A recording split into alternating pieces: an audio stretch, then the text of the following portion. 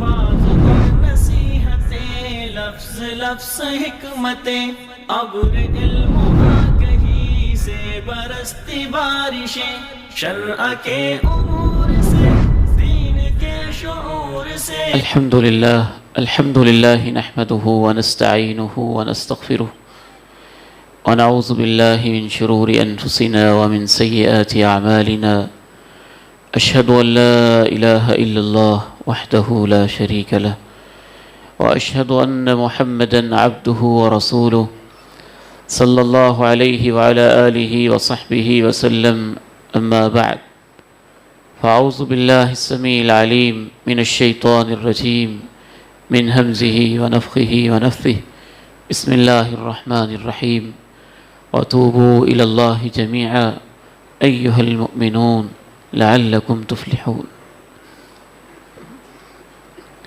قابل احترام بھائیوں اور بزرگوں، سامعین گرامی قدر، رمضان المبارک کا یہ جو مہینہ ہے، اس میں اللہ تعالیٰ نے بہت زیادہ خصوصیات رکھی ہیں۔ جنت کے 8 دروازے ہیں، ایک دروازہ اتنا وسیع و عریض ہے کہ بعض احادیث سے سمجھ میں آتا ہے کہ 70,000 لوگ ایک وقت میں جنت کے ایک دروازے سے داخل ہو جائیں گے۔ جہنم کے 7 دروازے ہیں، اور رمضان المبارک میں جنت کے 8 دروازے کھول دیے جاتے ہیں اور جہنم کے 7 دروازے بند کر دیے جاتے ہیں،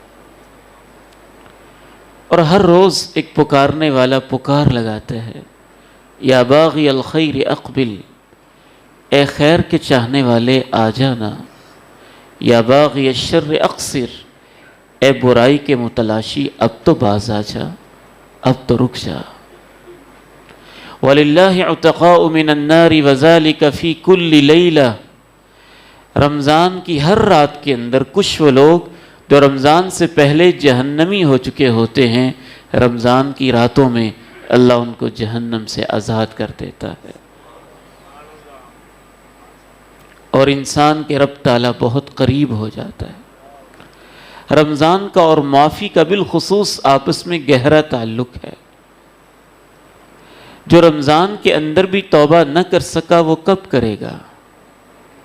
جب شیطان جکڑے ہوئے تھے اور پابندے سلاسل تھے، جب سرکش اور باغی قسم کے شیطانوں کو اللہ نے زنجیروں میں بند کر دیا، جب جہنم کے دروازے مقفل ہو گئے، جب جنت کے دروازے کھول دیے، جب برائی کے راستے مشکل کر دیے گئے، جب اچھائی کے راستے آسان کر دیے گئے، جس میں صبر اور استقامت کا درس دیا گیا، جس میں انسان نے اپنی جائز خواہشوں کو قربان تک کر دیا، جو اس مہینے کے اندر بھی توبہ نہ کر سکا تو پھر وہ کب کرے گا؟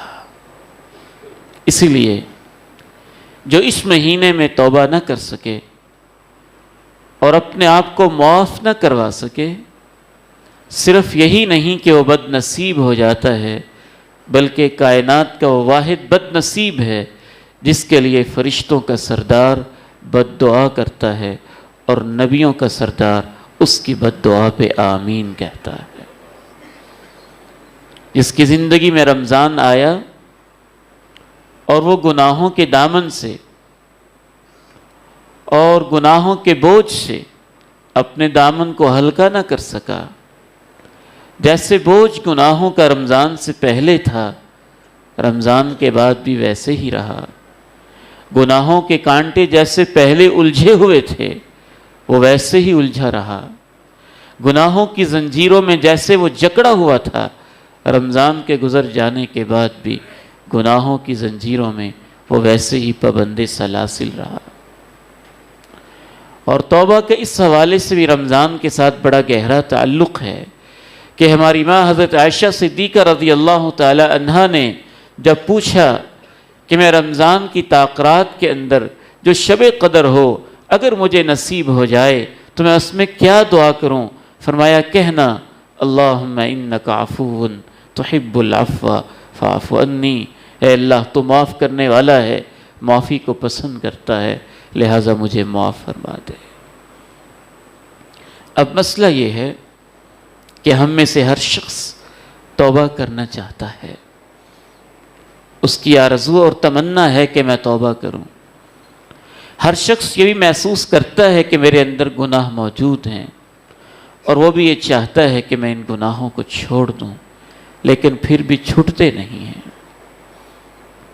توبہ کرنا چاہتے ہیں، یہ خواہش ہے، لیکن دھری کی دھری رہ جاتی ہے۔ گناہ چھوڑنا چاہتے ہیں، لیکن گناہ ہے کہ چھٹنے کا نام نہیں لیتے۔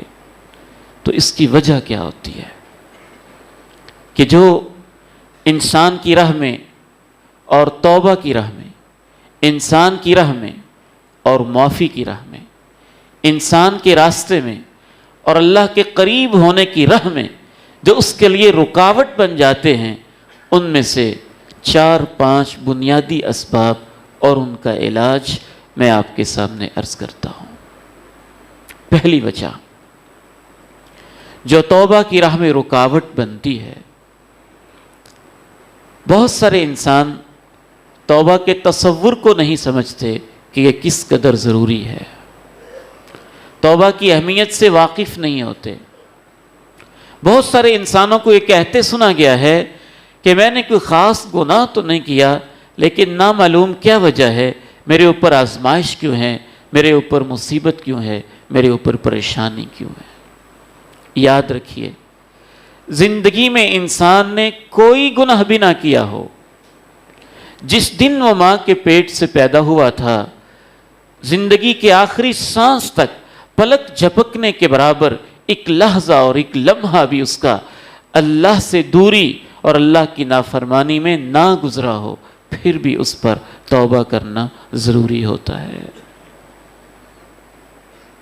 ایک تو ہے گناہوں سے توبہ، اور ایک اس بات سے توبہ ہوتی ہے کہ گناہ تو اس نے زندگی بھر کے اندر کوئی نہیں کیا ہے، لیکن وہ رب تعالیٰ سے کہتا ہے، اللہ میں زمین کو دیکھتا ہوں تو تیری نعمت ہے، میں اوپر نگاہیں اٹھاتا ہوں تو آسماں کی چھت ہے، میں اپنے آپ کو دیکھتا ہوں تو نعمتوں کے اندر پورے کا پورا لبالب بھرا ہوا ہوں، پاؤں کے تلووں سے لے کے سر کے بالوں تک۔ اے اللہ، اتنی تیری نعمتوں سے فائدہ اٹھاتے ہوئے میں تیری نعمتوں کا حق اور تیرے شکرانے کا حق ادا نہیں کر سکا، یا اللہ میں اس بات کی معافی مانگتا ہوں۔ یہ سب سے اعلیٰ توبہ کا درجہ ہوتا ہے، یہ نبیوں کی توبہ ہوتی ہے۔ صحابہ کرام کہتے ہیں، ان كنا لنعد لرسول اللہ صلی اللہ علیہ وسلم فی المجلس الواحد 70 مرة استغفر اللہ من کل ذنب واتوب الیہ۔ اللہ کے نبی کا ایک دن نہیں، ایک گھنٹہ نہیں، ایک نشست، ایک سٹنگ اور ایک مجلس کے اندر بھی صحابہ کہتے ہیں ہم شمار کیا کرتے تھے کہ اللہ کے نبی 70 مرتبہ کہتے تھے، یا اللہ میں تجھ سے معافی مانگتا ہوں۔ آپ نے تو گناہ کیا ہی نہیں، تو کس چیز کی معافی مانگتے ہیں؟ وَإِن تَعُدُّوا نِعْمَةَ اللَّهِ لَا تُحْصُوهَا إِنَّ الْإِنسَانَ لَظَلُومٌ كَفَّارٌ۔ ہمارے اوپر اللہ کی نعمتیں اس قدر ہیں کہ ہم ان نعمتوں کو گن نہیں سکتے، جب گن ہی نہیں سکتے تو ان کا شکریہ کیسے ادا کر سکتے ہیں؟ دوسری وجہ جس وجہ سے عام انسان توبہ کی طرف نہیں آتے ہیں، ان میں سر فہرست دوسری اور بنیادی وجہ ہوتی ہے تسویف۔ عربی زبان کا لفظ ہے، تزکیہ کے علماء اور ماہرین اسے کہتے ہیں کہ بندہ یہ کہے سوف اتوبو سوف اتوبو سوف اتوبو، میں کر لوں گا، وقت پڑا ہے، ابھی نہیں، شام کو نہیں، صبح نہیں، اگلے روز نہیں، پرسوں نہیں، ترسوں، اگلے ہفتے، اگلے سال، کچھ دیر، ذرا میری شادی تو ہو لے پھر میں کر لوں گا، ذرا میرا کاروبار ٹھیک ہو جائے پھر میں کر لوں گا، میرے سر پہ کچھ قرض ہے وہ میں ذرا چکا لوں پھر میں کر لوں گا، ابھی تو میں جوان ہوں نا، توبہ کروں گا پھر ٹوٹ جائے گی، بوڑھا ہو جاؤں پکی توبہ کروں گا تاکہ ٹوٹے ہی نہ، مختلف قسم کے بہانے ہوتے ہیں جو شیطان انسان کو سکھاتا رہتا ہے، جن کا خلاصہ ماہرین علماء تزکیہ نے لکھا ہے کہ تسویف، یہ کہنا کہ کر لوں گا،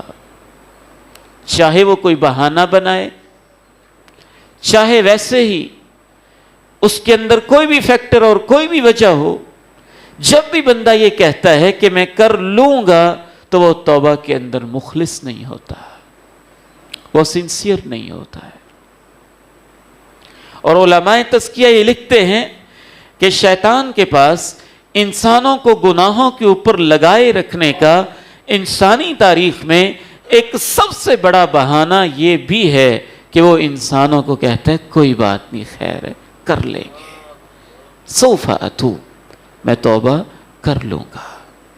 اس کا علاج کیا ہے؟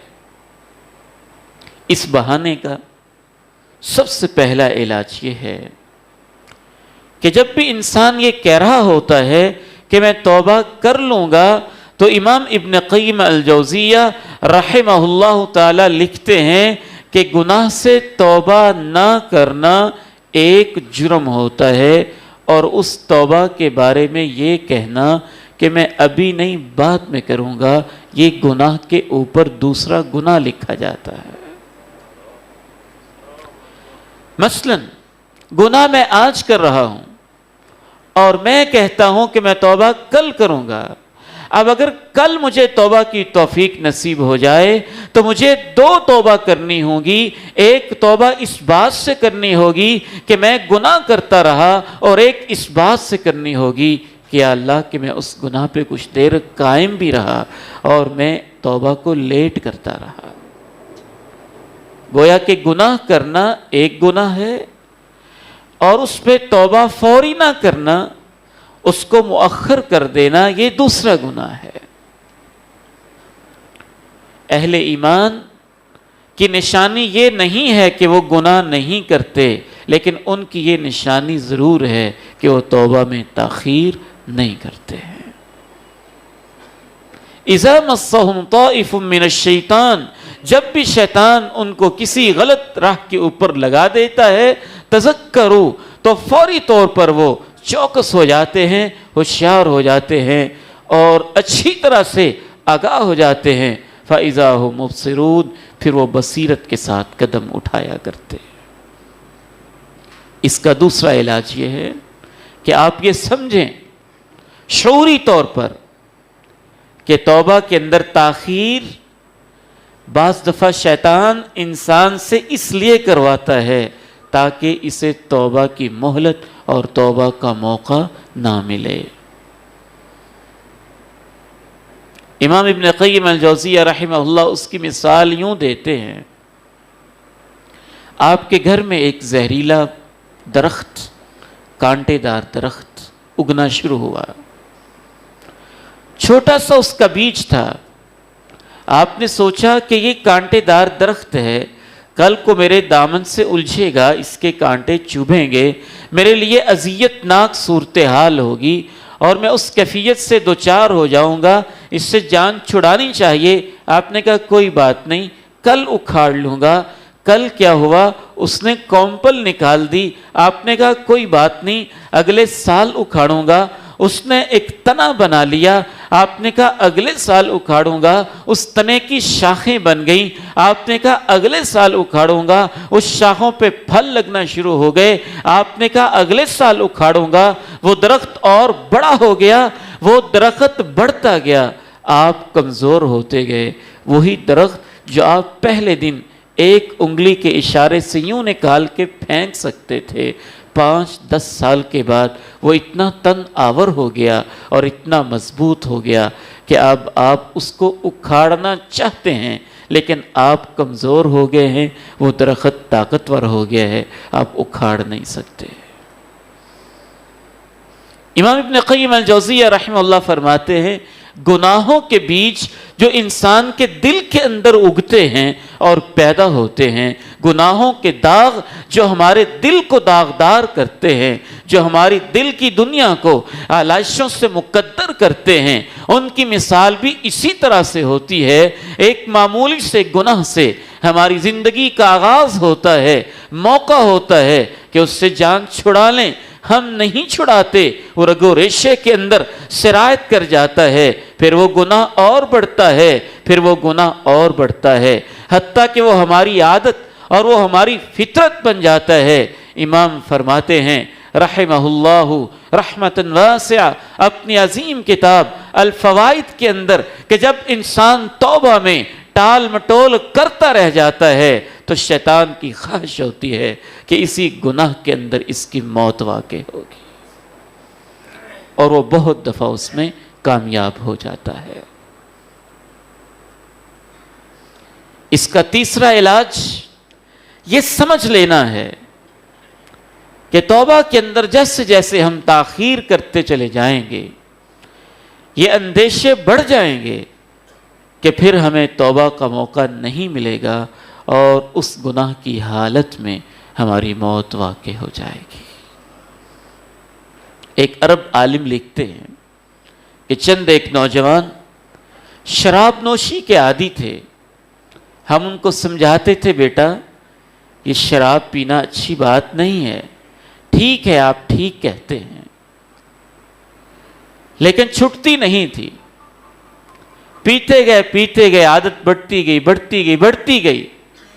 وہ لکھتے ہیں کہ ہم نے ان نوجوانوں کو دیکھا، جب ان کی موت کا وقت آیا ہم ان کے پاس سرہانے بیٹھے تھے، مرتے ہوئے ہم ان سے کہتے تھے لا الہ الا اللہ پڑھو، اور وہ شراب کے کسی اچھے برانڈ کا نام لے کے کہتا تھا بڑی پیاس لگی ہے وہ شراب تو لاؤ نا، اور یہ اس کی زندگی کا آخری بول تھا، اور اسی حالت میں اس کی موت واقع ہو گئی تھی۔ مولانا اقبال کیلانی حافظہ اللہ کی بڑی اچھی کتابیں، ان میں سے ایک کتاب کے اندر وہ لکھتے ہیں کہ کیلیاں والا کے اندر ہم لوگ رہتے تھے، اور وہاں ہمارے راستے کے اندر ایک صاحب پرانی صفیں بیچا کرتے تھے، پرانے دور کی جو صفیں ہوتی تھی وہ بیچا کرتے تھے، اور اس طرح کا کام کیا کرتے تھے۔ 1 پیسے کی 2 پیسے کی اس دور میں ہوتی تھی۔ نماز کا وقت ہو جاتا، ہم اس کے پاس سے گزرتے تو پرانی صفوں کا جو را میٹیریل ہوتا ہے، جو اس کی ایک بنڈل ہوتا ہے، اس کو ایک گٹھا کہتے تھے۔ 1 پیسے کا 1 گٹھا، 2 پیسے کے 2 گٹھے، یوں کہہ کے وہ بیچا کرتا تھا۔ 1 پیسے کا 1 گٹھا، 2 پیسے کے 2 گٹھے، یوں کہہ کے وہ بیچتا۔ ہم اس کے پاس سے گزرتے، نماز کا وقت ہو جاتا، ہم اس سے کہتے آؤ نماز پڑھتے ہیں، وہ کہتے جاؤ تم مولانا صاحب نماز پڑھو، میں غریب آدمی اپنے کاروبار کے اندر مصروف ہوں، اپنی گاہکوں کے انتظار میں ہوں۔ مولانا اقبال کیلانی حافظہ اللہ لکھتے ہیں کہ پھر میں انتظار کرتا رہا، اس کی موت کا وقت آیا، جب ہمیں پتہ چلا، ہم جوانی کے اور ان فوان شباب کے مرحلے میں ہوتے تھے، اس کے پاس پہنچے، ہم اسے کہتے تھے لا الہ الا اللہ پڑھ لو، اور وہ زبان سے کہہ رہا تھا 1 پیسے کا 1 گٹھا، 2 پیسے کے 2 گٹھے، یہ اس کے الفاظ تھے، اور اسی حالت میں اس کی موت واقع ہوئی تھی۔ اس کا چوتھا علاج یہ ہے کہ جب بھی شیطان آپ سے یہ کہے کہ کر لوں گا، کوئی بات نہیں، کل کر لوں گا، اگلے ہفتے کر لوں گا، اگلے سال کر لوں گا، بڑا وقت پڑا ہوا ہے، تو آپ خصوصی طور پر ان لوگوں کو یاد کریں جو اچانک موت کا نوالا بنے تھے، جو اچانک موت کے منہ میں چلے گئے تھے۔ وہ ایسے ہی کہتے تھے کہ کر لیں گے، خیر ہے، کوئی بات نہیں ہے۔ کل ایک جگہ مجھے تعزیت کے لیے جانا ہوا، میں نے ان سے پوچھا کہ ہمارے بھتیجے کی اس بیٹے کی وفات کیسے ہوئی؟ اس بچے کا چھوٹا بھائی ہمارے پاس حفظ میں پڑھتا تھا، پتہ چلا کہ اس کا بھائی فوت ہو گیا ہے، تعزیت کے لیے گیا، کہنے لگے BCS کر رہا تھا، فائنل ایئر میں تھا، فائنل سمیسٹر تھا، اور کالج میں پڑھنے کے لیے بائک کے اوپر جا رہا تھا. گھر آنا نصیب نہیں ہوا، راستے میں ایکسیڈنٹ ہوا اور اس کی تڑپتی لاش ہمارے گھر کے اندر پہنچی ہے. یہ تو روزانہ ہوتے ہیں، آئے روز ہوتے ہیں، ہماری آنکھوں کے سامنے ہوتے ہیں. آپ شعوری طور پر، باقاعدہ طور پر اگر واقعتاً توبہ کرنا چاہتے ہیں اور اس میں آپ سنسیئر ہیں اور آپ کے راستے میں رکاوٹ کھڑی ہوئی ہے جو آپ کو کہتی ہے کوئی بات نہیں کر لیں گے، بڑا وقت پڑا ہوا ہے. میں نے تو اپنی 40s کی اس عمر کے اندر بھی کئی دفعہ اللہ نے توفیق دی ہے، بیٹھ کے پریکٹس کرتے ہیں، سوچتے ہیں، غور کرتے ہیں. غور کرنا بھی چاہیے. ان لوگوں کو شعوری طور پہ یاد کریں جو ہمارے کلاس فیلو تھے، ہمارے دوست تھے، ہمارے ٹیچر تھے، ہمارے ہمجولی تھے، ہمارے فرینڈز تھے، ہم مکتب تھے، ہم نشیں تھے، ایک ہی اسکول، ایک ہی کالج، ایک یونیورسٹی، ایک گلی محلے کے ہم رہنے والے تھے. کچھ ہمارے بھانجے، کچھ ہمارے بھتیجے، کچھ ہمارے بھائی، کچھ ہماری بہنیں، کچھ ہمارے عزیز، کچھ ہمارے اقارب، کچھ ہماری مائیں، کچھ ہماری خالائیں، کچھ ہمارے ہمسائے جو ہمارے جیتے جی پل بھر کے اندر ہماری آنکھوں سے جدا ہو گئے. ان کو یاد کر کے سوچنا کہ ان کی جگہ موت میری بھی تو ہو سکتی ہے اور اچانک ہو سکتی ہے. ایسے ایسے حادثات، ایسے ایسے واقعات. ایک بھائی سے ملا، کہنے لگا مجھے موت بڑی یاد رہتی ہے. میں نے اس سے پوچھا آپ بڑے خوش نصیب ہیں کہ آپ کو موت یاد رہتی ہے، کیوں یاد رہتی ہے، کیسے یاد رہتی ہے؟ کہنے لگا میرا ایک دوست مجھے ملنے آیا تھا، عید کے بعد عید ملن کے طور پہ ہم جمع ہوئے، میں نے اس کو کھانا پیش کیا، 3 چپاتیاں سامنے رکھیں، ایک چپاتی اس نے کھائی، دوسری کے چند نوالے اس نے منہ کے اندر ڈالے. کہنے لگا مجھے یہاں تکلیف ہوتی ہے. اس کے آخری الفاظ تھے میری آنکھوں کے سامنے ہمیشہ کے لیے مجھ سے جدا ہو گیا، اس لیے مجھے موت بڑی یاد رہتی ہے. ان لوگوں کو یاد کرنا جو اچانک دنیا سے رخصت ہوئے، اور پھر یہ سوچنا کہ اچانک جانے والوں میں میرا نام بھی شامل ہو سکتا ہے. اس لیے وہ الفاظ ہمیشہ ذہن میں رکھیں. اذا اصبحت فلا تنتظر المساء واذا امسيت فلا تنتظر الصباح فانك لا تدري ما اسمك غدا. جب صبح کرو تو یہ سوچ کے شاید شام نصیب ہو کہ نہ، شام کرو تو یہ سوچ کے صبح کا سفیدہ نصیب ہو کہ نہ، اور ہمیشہ ہر روز جو گزارو تو یہ سوچ کے کہ شاید کل میرا نام زندوں میں ہوگا یا مردوں میں ہوگا. ایک اعلان ہی ہونا ہے، اعظم مارکیٹ کا فلاں تاجر، فلاں جس کا نام تھا، اچانک قضائے الہی سے وفات پا گئے، فلاں وقت میں اس کا جنازہ ہے. بس وَلَن يُؤَخِّرَ اللَّهُ نَفْسًا إِذَا جَاءَ أَجَلُهَا. اس سے آپ گناہوں کو چھوڑ دیں گے. عبید ابن عمیر کا واقعہ بڑی کثرت کے ساتھ مجھے یاد رہتا ہے، جن کو ایک عورت نے برائی کی دعوت دی تھی تو انہوں نے اس سے کہا تھا میں تیری دعوت کو قبول تو کرتا لیکن میرے چند سوالوں کے جواب تو دو. کل اگر میری لاش کفن باندھ کے اور کفن میں لپیٹ کے رکھی ہوئی ہو، تختے کے اوپر لٹائی ہو، میرے دائیں بائیں رشتہ دار روتے ہوں اور مجھے اور تجھے ملاقات کا موقع مل جائے تو کیا برائی کی دعوت دو گی؟ اس نے کہا نہیں. جب مجھے نہلاتے ہوں گے برائی کی دعوت دو گی؟ کہا نہیں. جب قبر میں لٹائیں گے برائی کی دعوت دو گی؟ کہا نہیں. میدان محشر میں جب ہم قبروں سے کھڑے ہوں گے برائی کی دعوت دو گی؟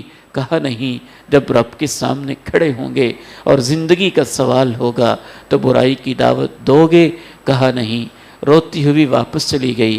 بھیجنے والے نے پوچھا بتاؤ عبید کو اپنی جال میں پھنسا لیا ہے؟ کہا نہیں. اس نے تو میری زندگی کو بدل کے رکھ دیا ہے. تیسری رکاوٹ جو توبہ کی راہ کے اندر حائل ہوتی ہے کہ بعض دفعہ گناہ کرتے کرتے انسان کو گناہ کے ماحول سے محبت ہی بڑی ہو جاتی ہے. گناہ کی عادت ایسی ڈیولپ ہو چکی ہوتی ہے, گناہ کی لذت رگو ریشے کے اندر اس قدر سرایت کر جاتی ہے, گناہ انسان کی زندگی کا اس قدر حصہ بن جاتا ہے کہ اس کے بغیر زندگی اس کو ادھوری ادھوری محسوس ہوتی ہے, اور اس کے لیے وہ گناہ چھوڑنا مشکل ہو جاتا ہے. اس کا علاج کیا ہے؟ اس کے دو علاج میں آپ کے سامنے عرض کیے دیتا ہوں.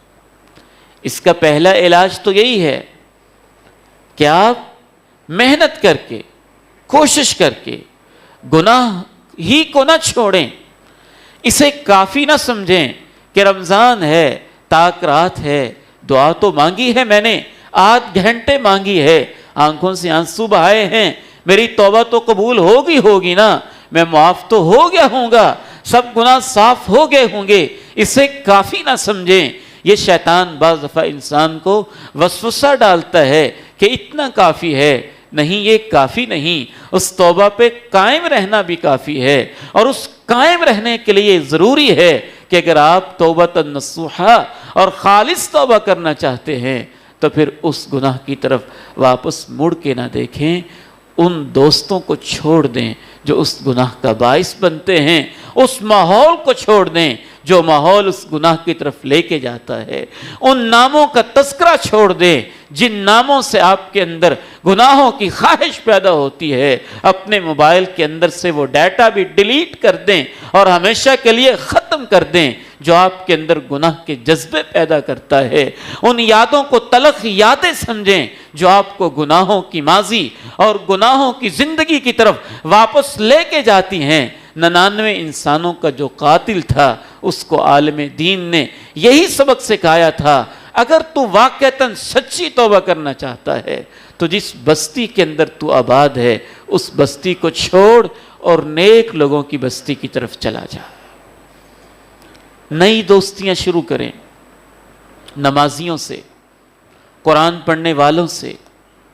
اپنے موبائل کا ماحول, اپنے گھر کا ماحول, اپنے اسکول کا ماحول, اپنے کالج کا ماحول, اپنے محلے کا ماحول, اپنی کمپنی کا ماحول, اپنی دوستیوں کا ماحول, اپنی ریڈنگ کا ماحول, اپنی سٹڈی کا ماحول, اپنی بیڈ بک کا ماحول, ہر ایک چیز کا ماحول. اگر آپ واقعتاً توبہ میں سنسیئر ہیں تو جب تک آپ اس کو مکمل چینج نہیں کریں گے ماحول پرانا رہے گا, آنکھوں سے آنسو بہائیں گے, وہ عارضی توبہ ہوگی, ماحول کھینچ کے گناہوں کی دنیا میں آپ کو واپس لے جائے گا. اور یہ سفر کہ میں نے اس ماحول کو چھوڑ کے ایک نئے ماحول کو اختیار کرنا ہے, رمضان میں یہ پورا ماحول آپ کو میسر ہوتا ہے. نوجوان بیٹوں کو, بیٹیوں کو سمجھائیں کہ رمضان والا یہ خوبصورت ماحول, تاک راتوں کی بنیاد پہ دوستی, درس قرآن میں شرکت کی بنیاد پہ دوستی, مسجد اسحاق کے ایک ساتھ نمازی ہونے کی بنیاد پہ دوستی, ایک مسجد میں جمعہ پڑھنے کی بنیاد پہ دوستیاں, قرآن اور درس قرآن میں شمولیت کی بنیاد پہ دوستیاں, تراویح اور نماز تراویح کے اندر شمولیت کی بنیاد پہ دوستیاں. اس طرح کی دوستیاں فیس بک کے اوپر بھی ڈیولپ کریں, اس طرح کی دوستیاں واٹس ایپ کے گروپوں میں ڈیولپ کریں, اس طرح کی فرینڈز اور اس طرح کے فالوورز اور اس طرح کی لائکنگز اور اس طرح کی ریٹنگز اور اس طرح کا پورا ماحول اپنے گھر کے بیڈ روم سے لے کر سوشل میڈیا کی ایک ایک سائٹ, ایک ایک گروپ اور فیس بک کے ایک ایک اکاؤنٹ تک جب آپ پورا ماحول نہیں بدلیں گے, توبہ کی راہ میں یہ ماحول بہت بڑی رکاوٹ بن کے کھڑا رہے گا. اور آج کے نوجوانوں سے بالخصوص میں کہنا چاہتا ہوں, شیطان نے یہ وسوسہ ڈالا کہ ماحول تو وہی ہوتا ہے جو دوستی کی جاتی ہے. نہیں, یہ آپ کی آن لائن دوستیاں اور آن لائن فرینڈشپ اور آن لائن شیئرنگز اور آن لائن گروپس, یہ بھی اسی طرح اثر انداز ہوتے ہیں جس طرح زندہ انسانوں کے چلتے پھرتے وجود میرے اور آپ کی سوچ کے اوپر اثر انداز ہوتے ہیں.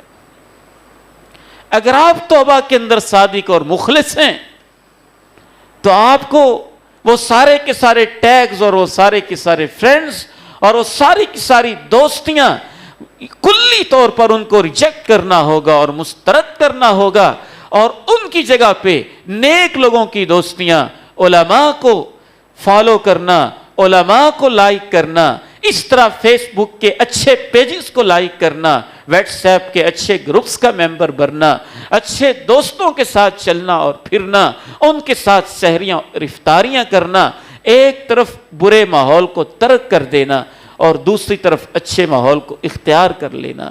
توبہ کی راہ کے اندر اللہ کے فضل سے یہ دو ایسے قدم ہوتے ہیں کہ انسان ابھی توبہ کے راستے میں بھی 99 انسانوں کا قاتل جا رہا تھا کہ اللہ نے راستے میں مرنے والے کے بھی 99 قتل معاف کر دیے تھے، کہ نیک لوگوں کی بستی کی طرف جا تو رہا تھا نا، پہنچا نہیں تھا، ابھی ان راہوں میں تھا، ابھی ارادوں میں تھا، ابھی راستوں میں تھا، کہ پھر بھی اللہ رب العزت نے اس کا استقبال کیا تھا۔ تو گناہ کے اوپر انسان کو چلانے والی چیز اور توبہ کی راہ کے اندر رکاوٹ بننے والی ایک بہت بڑی چیز جس کا میں آپ کے سامنے تذکرہ کر رہا تھا، اس کا علاج بھی میں نے آپ کے سامنے عرض کر دیا ہے۔ ایک آخری رکاوٹ، اس کو گزارش کر کے میں آپ سے اجازت چاہوں گا، جو توبہ کی راہ میں بنتی ہے، وہ کلمۃ حق ارید بہا الباطل ہے۔ بات سچی ہے لیکن اس کے پیچھے نیت بری ہے، بات کہنے کا مقصد برا ہوتا ہے، وہ ہے یہ کہنا کہ اللہ بہت غفور الرحیم ہے۔ کوئی بات نہیں، یاد رکھیے یہ تو سچا کلمہ ہے اور سچا ترین کلمہ ہے، اس سے بڑا غفور الرحیم کون ہو سکتا ہے، اس سے بڑا ارحم الراحمین کون ہو سکتا ہے۔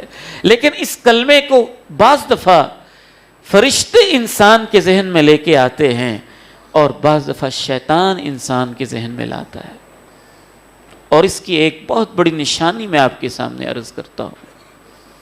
جب آپ کہیں اللہ غفور الرحیم ہے، اس کی رحمت کو سمیٹا جائے وہ غفور الرحیم ہے، مسجد میں آیا جائے وہ غفور الرحیم ہے، گناہوں کو چھوڑا جائے وہ غفور الرحیم ہے، میری 40 سال کی کرتوتوں کو اگر میں چھوڑ دوں گا تو معاف کر دے گا، تو یہ خیر کا کلمہ ہے، مقصد بھی خیر کا ہے۔ لیکن اگر آپ یہ کہیں کہ وہ غفور الرحیم ہے، زنا جاری رکھو وہ غفور الرحیم ہے، سود کھاتے ہی رہو وہ غفور الرحیم ہے، چغلیاں کرتے ہی رہو وہ غفور الرحیم ہے، کرپشن پہ کرپشن کے ریکارڈ نئے رقم کرتے رہو وہ غفور الرحیم ہے، دھوکے بازیاں کرتے ہی رہو وہ غفور الرحیم ہے، نمازوں کو چھوڑتے ہی رہو وہ غفور الرحیم ہے، روزے کی کوئی فکر نہ کرو وہ غفور الرحیم ہے، رمضان کی حرمتوں کو پامال کر دو تو یہ سمجھنا کہ شیطان آپ کے ذہن میں توبہ سے آپ کو دور کرنے کے لیے